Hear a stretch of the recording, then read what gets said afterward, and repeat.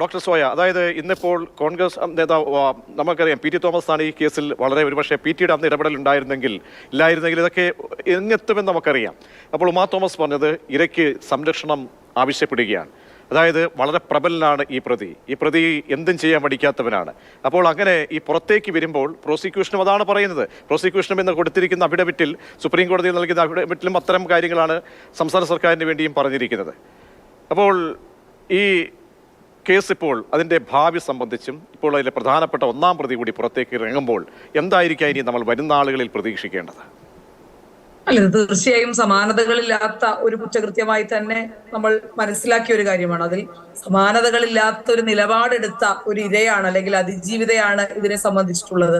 അപ്പോ നമ്മളെ സംബന്ധിച്ച് ഇതിലെ തിരക്കഥകൾക്കും ഗൂഢാലോചനകൾക്കും ഒക്കെ അപ്പുറത്തേക്ക് ഇതിൽ ഇരയാക്കപ്പെട്ട ഒരാളുടെ കൺസേൺ അത് വളരെ പ്രധാനപ്പെട്ടതാണ് ഇത്തരം ഒരു കേസിൽ. അപ്പൊ അത്തരത്തിലൊരു ഇരയാക്കപ്പെട്ട ആളുടെ കൺസേൺ പലതരത്തിലും അല്ലെങ്കിൽ ഒരു തരത്തിലും പരിഗണിക്കപ്പെടുന്നില്ല എന്നുള്ള ഒരു രീതിയാണ് നമുക്കിപ്പോ മനസ്സിലാക്കാൻ കഴിയുക. സുപ്രീം കോടതിയുമായി ബന്ധപ്പെട്ടും പ്രോസിക്യൂഷനുമായി ബന്ധപ്പെട്ടും ഒക്കെ നമുക്ക് ഇതുമായി ബന്ധപ്പെട്ട ആരോപണങ്ങൾ ഉന്നയിക്കാം. കാരണം കോടതിയെ സംബന്ധിച്ച് 7.5 വർഷമായി നീട്ടിക്കൊണ്ടുപോകുന്ന ഒരു കേസിൽ കോടതിയെ സംബന്ധിച്ച് ഒരാളെ പുറത്തേക്ക് ഇറക്കി വിടുക എന്ന് പറയുന്നത് മാത്രമായി അതിനെ മനസ്സിലാക്കുന്നുണ്ടാവും. അപ്പൊ അത് അത്രത്തോളം ഗൗരവകരമായി ബോധിപ്പിക്കാൻ പ്രോസിക്യൂഷന് കഴിഞ്ഞു എന്നുള്ളത് വലിയൊരു ചോദ്യമാണ്. അപ്പൊ അത്തരത്തിൽ വളരെ ട്രിവിയൽ ആയിട്ടുള്ള അല്ലെങ്കിൽ അത്തരത്തിൽ ഗൗരവകരമല്ലാത്ത കാരണങ്ങൾ നിരത്തിയാണ് അത്തരത്തിൽ പ്രോസിക്യൂഷൻ ഒരു വാദം മുന്നോട്ട് വെച്ചതെങ്കിൽ അത് എത്രത്തോളം ഗൗരവത്തോടുകൂടെ സുപ്രീം കോടതിക്ക് എടുക്കാൻ സാധിച്ചിട്ടുണ്ടാകും എന്നുള്ള ഒരു ചോദ്യം തന്നെയാണ് നമുക്ക് മുൻപിലുള്ളത്.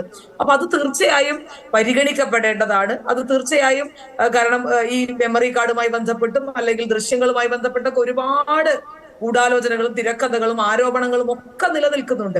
അപ്പൊ ആ പ്രതിയെ സംബന്ധിച്ച് അദ്ദേഹത്തിന്റെ രീതികളും അദ്ദേഹം ആ കുറ്റകൃത്യവുമായി ബന്ധപ്പെട്ടിട്ടുള്ള രീതികളും ഒക്കെ നമ്മൾ മനസ്സിലാക്കിയതാണ്. അപ്പൊ അത്തരം ഒരാൾ പുറത്തേക്ക് വരുമ്പോൾ ഇരയാക്കപ്പെട്ട ഒരാളുടെ ജീവിതത്തിന് അല്ലെങ്കിൽ സ്വകാര്യതയ്ക്ക് അവർ മുന്നോട്ട് വെക്കുന്ന അവരുടെ സെക്യൂരിറ്റിക്ക് ലൈഫിനൊക്കെ എത്രത്തോളം ബുദ്ധിമുട്ടുണ്ടാകും എന്നുള്ള കാര്യം വളരെ കൃത്യമായി പ്രോസിക്യൂഷൻ പറഞ്ഞു ഫലിപ്പിക്കേണ്ടതായിരുന്നു, അല്ലെങ്കിൽ അത് മുന്നോട്ട് വെക്കേണ്ടതായിരുന്നു. അതിന് കഴിഞ്ഞിട്ടില്ല എന്നുള്ളത് തന്നെയാണ് വാസ്തവം. അപ്പൊ അത്തരത്തിൽ ഇരയാക്കപ്പെട്ട ഒരാളുടെ കൺസേൺ ഒരു തരത്തിലും പരിഗണിക്കപ്പെട്ടിട്ടില്ല.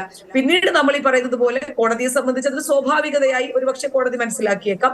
അതിൽ പ്രോസിക്യൂഷന്റെ പരാജയം വളരെ കൃത്യമായി തന്നെ നമ്മൾ മനസ്സിലാക്കേണ്ട ഒരു കാര്യമാണ്. അപ്പൊ ഇത്തരത്തിലൊരു കേസ് മുന്നോട്ട് പോകുമ്പോൾ ഇനി ഒരാൾ പുറത്തേക്ക് ഇറങ്ങുമ്പോൾ ഏകദേശം 2 മാസത്തിനുള്ളിലൊക്കെ ഇതിന്റെ ഒരു ഫൈനൽ വേർഡിലേക്ക് കാര്യങ്ങൾ പോകുമ്പോൾ നമ്മളെ സംബന്ധിച്ച് അതിജീവിതയാണ് തീർച്ചയായും പരിഗണിക്കപ്പെടുക. ഒരു സ്ത്രീ അതിൽ ഏതെങ്കിലും തരത്തിൽ അല്ലെങ്കിൽ ഇതിന്റെ ഒന്നാം പ്രതിയായിട്ടുള്ള ഒരാൾ പുറത്തേക്ക് ഇറങ്ങി വരുമ്പോൾ ആ സ്ത്രീ ഏതെങ്കിലും തരത്തിൽ മാനസിക സമ്മർദ്ദം അനുഭവിക്കുന്നുണ്ടെങ്കിൽ, ഏതെങ്കിലും തരത്തിൽ അവർക്കത് ബുദ്ധിമുട്ടായി മുന്നോട്ട് പോകുന്നുണ്ടെങ്കിൽ അത് പരിഗണിക്കപ്പെടേണ്ടത് തന്നെയാണ്. കാരണം കോടതി പോലും വളരെ കൃത്യമായി, സുപ്രീം കോടതി വളരെ കൃത്യമായി പറഞ്ഞു വെക്കുന്നുണ്ട്, വിചാരണ കോടതിക്ക് കർശനമായിട്ടുള്ള ജാമ്യ വ്യവസ്ഥകൾ നൽകാം എന്ന് പറയുന്നുണ്ട്. സർക്കാരിനെ സംബന്ധിച്ച് അപ്പീൽ പോകാം എന്നുള്ള ഒരു വ്യവസ്ഥയുണ്ട്. അപ്പൊ സർക്കാർ എങ്ങനെയാണ് ഇതിനെ സമീപിക്കുന്നത് എന്നുള്ളത് ഒരു വലിയ ചോദ്യമാണ്. അപ്പൊ പ്രോസിക്യൂഷൻ എടുത്ത ഇത്തരം ലാഘവപൂർണമായിട്ടുള്ള ഒരു മുന്നോട്ട് പോക്കല്ല വേണ്ടത് എന്നുള്ളത് ഇനിയെങ്കിലും ബോധ്യപ്പെടേണ്ട ഒരു കാര്യമാണ്.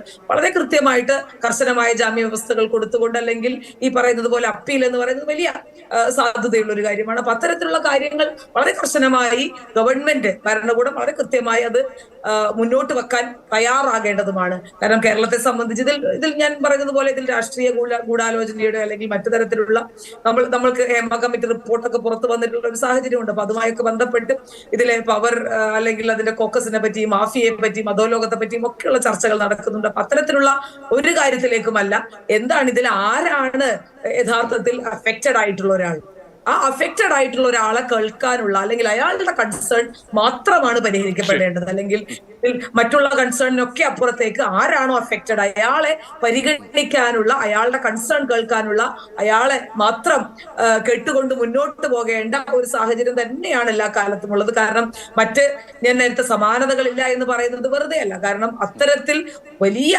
രീതിയിലുള്ള ഒരു നിലപാടെടുത്തുകൊണ്ട് അല്ലെങ്കിൽ ഇത്തരത്തിലുള്ള കേസുകളിൽ ഒരു ഇരയ്ക്ക് ഏതൊക്കെ തരത്തിൽ മുന്നോട്ട് പോകാൻ സാധിക്കുമെന്നുള്ളതിന്റെ വലിയൊരു മാതൃക കാണിച്ചിട്ടുള്ള ഒരു ചിത്രം കൂടി ഇവിടെയുണ്ട്. അപ്പൊ അത് തീർച്ചയായും പരിഗണിക്കപ്പെടേണ്ടതല്ലേ ഒരു പുരോഗമന